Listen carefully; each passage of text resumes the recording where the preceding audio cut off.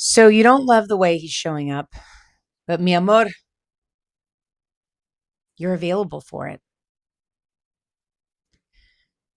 So you're not just participating in it, you're also available for it. And before you shut this off, this isn't about blame or shame, but it is about becoming aware of our patterns. A lot of women think, why do I keep attracting this guy, this situationship into my life? But the real question is, why am I available for this situationship or relationship?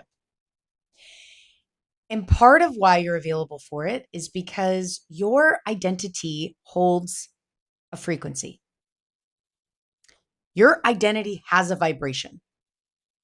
Your identity is not just how you see yourself, but also underneath how you see yourself is what you believe you can have, you can be, what you're worth. So, our identity is sending information out there to the field. And that field has a certain vibration that's sending us back the same. It's sending us back what we're available for. So, we're putting out there from our identity. We think we're putting out there what we want, what we declare, our affirmations, our goals. We think that's what we're putting out there, but really what you're putting out there is all that your identity is vibrating. And so your identity is shaping who you're drawn to, what you're willing to tolerate, and what's familiar to you in your past programming. So I want to talk with you about 4 different patterns that can show up in relationship, and you can kind of listen to which pattern you think is most like you. So the first pattern is, we're going to call it the explainer. This pattern is, you're able to explain, or we'll say justify, his behavior because you understand it. You know all about his childhood wounds, all his trauma, why he does the things he does. And so you have explained and justified to yourself why he acts that way. And in turn, what happens is you begin to tolerate it because you understand it. The second, we're going to call this one the potential holder. So this is when you see all of his potential. He's doing the things. He's reading the books. He's listening to the podcast. He's, doing the stuff. He's working on himself. He's doing the inner work. It's been, I don't know, 6 months, 1 year, 2 years. He's still doing the work. But yet he's still showing up either emotionally unavailable, inconsistent. He's not choosing you. Your relationship is not being prioritized. But you see his potential. And so what happens is you stay connected to the possibility instead of what he's actually showing you, which is what we should be making decisions from, what's presently in front of us. Then the next one, we're going to call this one the stabilizer. And the stabilizer is, you are the one in relationship that's holding it all together.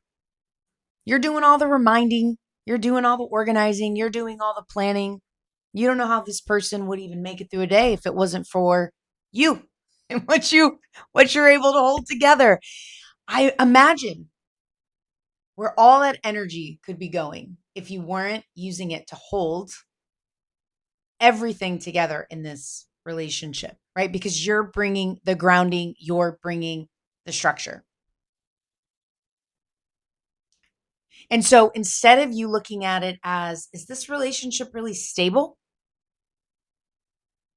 You just keep pushing forward with holding it all together.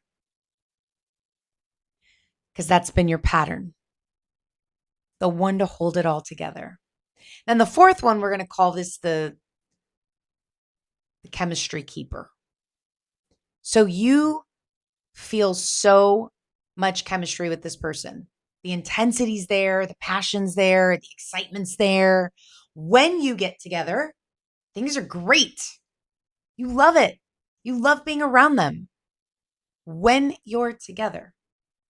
So you overlook all of the inconsistency, all of the times that you're not chosen, all of the times that they make a commitment to do something for you, for the relationship, and they don't keep that word. They don't keep their word. They don't keep the commitment.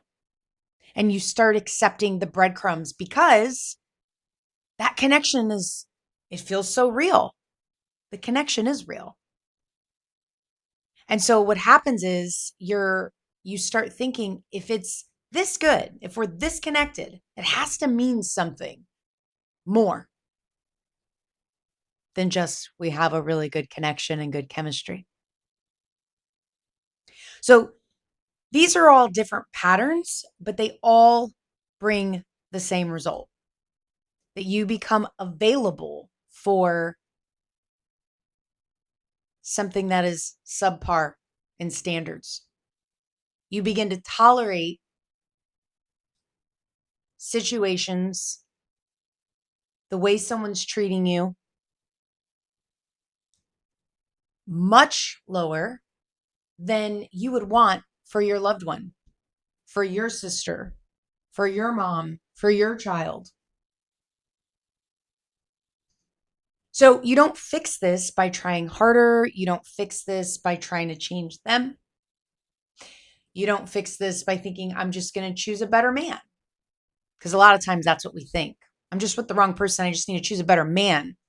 Instead of thinking, I need to start shifting what I am going to be available for. And with that becomes a shift in your identity, which then will bring you a different, maybe man or set of circumstances. So this is what the energetic frequency archetype quiz is all about. It's free. It allows you to see your patterns, how you may naturally show up in relationship, how you may naturally show up in career, so that you can start to shift those patterns. I'd love to hear, if you take the quiz, what comes up for you, what was surprising, and maybe what felt a little validating. Follow me for more.